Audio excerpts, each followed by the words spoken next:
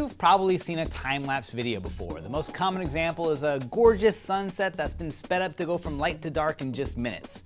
Capturing scenes like this used to take a lot of money and time and special equipment, but I'm going to show you how to get professional quality results using just your smartphone. Now, the app I'm using today is called Lapse Pro. It's available on both iOS and Android, and there are a lot of options out there, but most of these tips can be applied to the competing apps.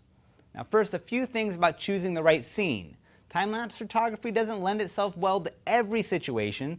Even though the results look quick, these things take time to make, 10 to 15 minutes minimum.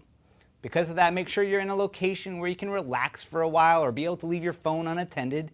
Windows work well, maybe the patio of your hotel room if you're on vacation. And when you're picking a scene, make sure you're capturing something that there will be some action in, even if it's subtle.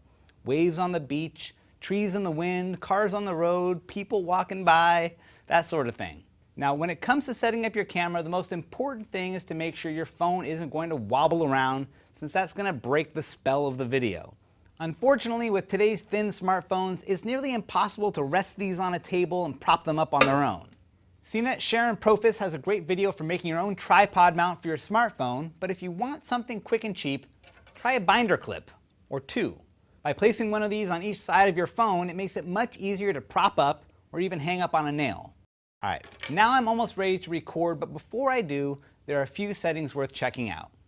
Tap the settings menu on the home screen and the first thing you'll see are capture settings.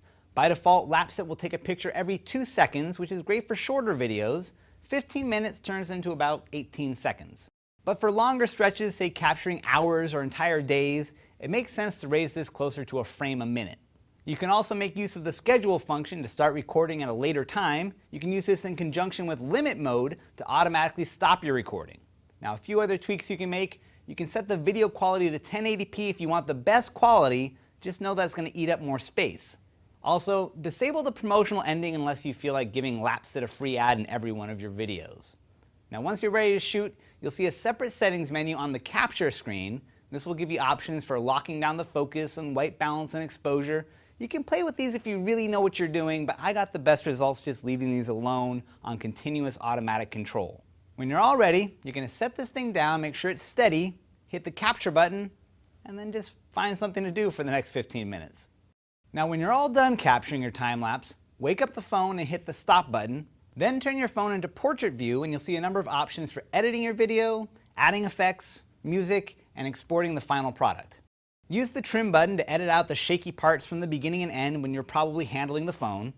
And then in the info panel, you can rotate the video, you can make it square, you can lay a timestamp over it. And when you're ready to make the final render, tap the render button, check the box for copy to camera roll, and give your movie a name.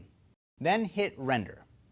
After a minute, you should have a new video added to your camera roll, which you can upload to YouTube or share however you like.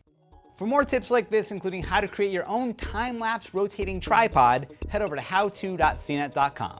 For CNET, I'm Donald Bell.